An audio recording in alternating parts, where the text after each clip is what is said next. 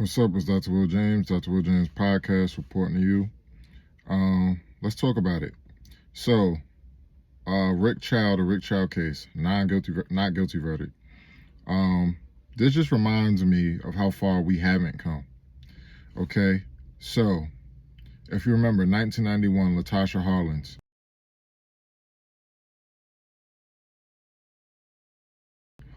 ~year-old girl in LA, accused of stealing orange juice. It was about $1.75.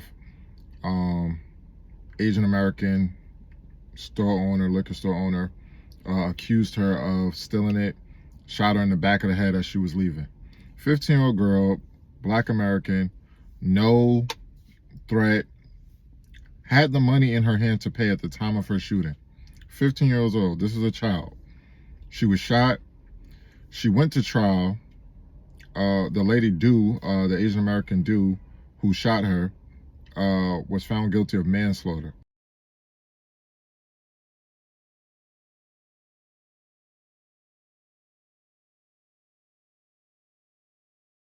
The jury recommended 16 years. The judge gave her 5 years probation.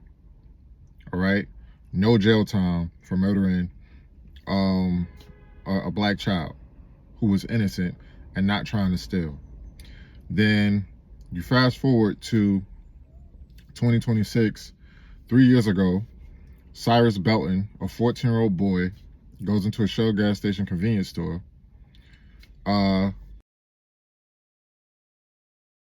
He's shopping. He picks up 4 bottles of water, puts them back. Then you got Rick Chow and his family accuse the boy of stealing. They chase him, falsely accuse him of stealing. They chase him 130 yards off the property. They shoot him. They kill him. The verdict, not guilty. So 35 years ago, 1991, the jury found the convenience store owner guilty.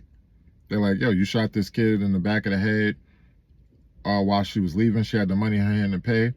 At least the jury have found the person guilty. The judge in that case didn't see the human in Latasha Harlins and how wrong the situation was. And that just brings into, a different discussion, how much power these judges have. They have too much power. There's no real system of checks and balances, especially when you get up to the Supreme Court. They have too much power, but that's a different discussion.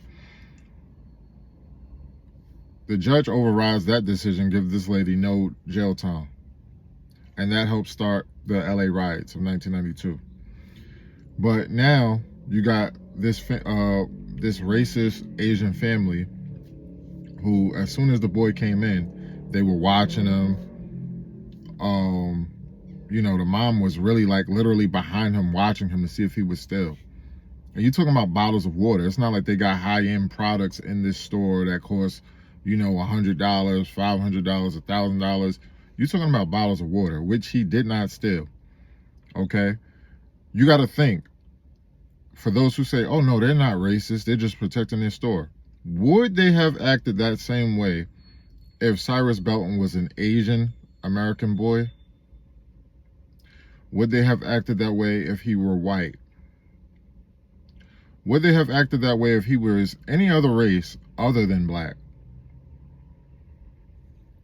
And I stand to reason, if we're being honest and not being disingenuous, you would know they wouldn't act that way with another child. Because he's a child, 14 years old. And then people are going to say, well, he had a gun on him. Okay, that's irrelevant. Because had they not stalked him, falsely accused him, then chased him 130 yards, they would have never known he had a gun. He went in the store and he was shopping like a normal person, like a normal child. You wouldn't hear any argument from me if he went in that store brandishing a gun and was trying to rob them and got killed. I would say he deserved it. That's not what happened. You wouldn't hear any argument from me if they saw the gun while he was shopping. You probably wouldn't hear any argument from me, because then it stands to reason this person probably will cause us harm. Why are you brandishing that? Especially when you don't look old enough to have it. So let's deal with the facts of the matter. The facts of the matter are, he went in there shopping. He looked at some bottles of water, picked them up, put them back, which you are allowed to do. It's not like he opened the caps, he took a drink. No, he looked at them. Changed my mind, I don't need these. Was leaving the store. Gets accused of stealing. He's like, no, I don't have anything on me. What are you talking about? I have nothing. The son and the father chase him. They go out of camera view, but we know that they chase him 130 yards. They end up shooting him. Now we have their word, and only their word, because they killed Cyrus Belton, and we can't hear his side.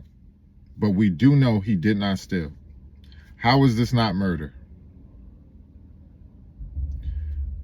During COVID, there were some, a couple incidents surrounding Asian individuals, and they had the whole Stop Asian Hate movement. They got to stop Asian hate. They got an Asian hate crime bill.